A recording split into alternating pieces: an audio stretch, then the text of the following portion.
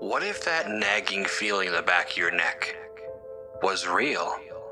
What if those hands reaching out from the dark that you believed were there were there? What if the monster in the basement really existed? And what if there was really something under the bed? Would you have the courage to face your fears? September 25th, 1998. The night was suffocating, thick with tension and the stench of decay. I could feel the cold steel of the Beretta in my hand, the weight of it reassuring, even if the sense of safety it offered was an illusion. My name is Michael Hansen, a cop in Raccoon City, a place that used to be my home. Now it's a nightmare come to life. A city overrun by the dead, where shadows hide horrors and every corner could be my last. It started like any other night shift, just routine patrols through the desolate streets of this once bustling city. But there was something in the air tonight, something that set my nerves on edge. Maybe it was the reports of people going missing, or the strange, rabid dog seen in the outskirts. Whatever it was, it didn't prepare me for what was to come. I got the call around 10:30 p.m. Dispatch was frantic, telling me to check out an incident near the Raccoon City Hospital. Possible riot, they said. I didn't think much of it. Raccoon had its fair share of crazies, but as I sped through the empty streets, sirens wailing, I couldn't shake the feeling that this was different. When I arrived, the scene was chaos. People were screaming, running in all directions, their faces twisted in terror. And then I saw them, the first of the infected. They weren't human anymore, just shambling husks with eyes clouded over, or mouths stained with blood. My instinct was to help, to protect, but there was no helping these people. They were beyond saving. I raised my gun, trying to aim at their heads like I was taught. It was harder than I thought, my hands shaking as I squeezed the trigger. The first shot hit the mark, dropping the creature in front of me. But there were more, so many more. I turned and ran, adrenaline pushing me forward, the sounds of the dead trailing close behind. I ducked into an alley, hoping to catch my breath, but the sight that greeted me there was worse. A woman, her body torn open, organs spilling out, clawing weakly at the ground. She looked at me with pleading eyes, and for a moment, I hesitated. I wanted to help her, but as I approached, her movements became erratic, more desperate. She lunged at me, mouth wide open, and I barely managed to put her down before she reached me. I kept moving, the echoes of my footsteps bouncing off the walls, mingling with the distant moans and gunshots. The city was a war zone, a place I no longer recognized. My mind raced with questions. What caused this? How could things fall apart so quickly? But I had no answers, only the need to survive.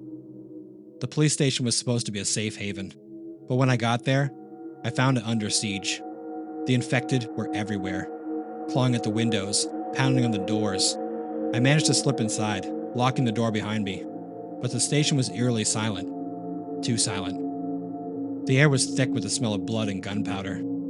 I navigated the dimly lit corridors, my footsteps echoing off the cold stone floors. I knew every corner of this place, but tonight it felt like a maze, each turn leading me deeper into the unknown. I passed by the evidence room, the door slightly ajar. Inside, the sight was horrific. A massacre. My fellow officers lay sprawled across the floor, their bodies torn apart, their faces frozen in fear. A wave of grief hit me like a freight train. They were my friends, my colleagues, and now they were gone. Just like that. I swallowed the lump in my throat and moved on. There was no time to mourn. Survival was the only thing that mattered now. As I reached the armory, I could hear something moving behind the door. My heart pounded in my chest as I pushed it open slowly, my gun at the ready. Inside, I found Officer Murphy, barely alive, clutching a shotgun. His face was pale, drenched in sweat, and his breathing was labored. "Mike, is that you?" he croaked out, his voice weak. "Yeah, it's me," I replied, kneeling beside him. "What happened here?" "They came out of nowhere. So many of them." He coughed, blood spattering his lips. "I tried to hold them off, but It just kept coming. Don't talk, Murphy. We'll get you out of here. But deep down, I knew it was a lie. There was no getting out of here. Not for him. Maybe not for me either. I helped him up, and we made our way to the rooftop. The city stretched out below us, fires burning in the distance, the streets swarming with the dead. The helicopter that was supposed to evacuate us was long gone, the pilots' bodies dangling from the open door, swaying gently in the wind. Murphy slumped against the railing, his strength failing. Mike, you need to go. Leave me. No, I said firmly, even as I knew he was right. We stick together. He shook his head, his eyes glazing over. It's too late for me, but you could still make it. I hesitated, then nodded. I'll come back for you, I promise. But as I turned to leave, I heard the sound of shuffling behind me. Murphy was on his feet again, but not as the man I once knew. His eyes were clouded, his mouth twisted into a snarl, and I had no choice. The shot echoed through the night, and for a moment, everything was still. I stood there, the weight of what I've done settling over me like a shroud. The city was lost, my friends were gone, and all that was left was the fight for survival. But even in the darkest moments, I couldn't shake the feeling that I was being watched, that something far worse was waiting for me in the shadows of Raccoon City. As I descended back into the nightmare, I knew one thing for sure. I wasn't going down without a fight.